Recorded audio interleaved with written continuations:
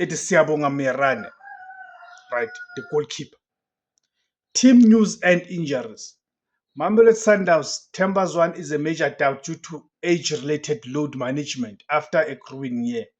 Grant Kekana is recovering from a hamstring strain. Expect Coach Miguel Cardoso to rotate heavily, potentially giving right a chance to players who did not travel with Bafana to AFCON.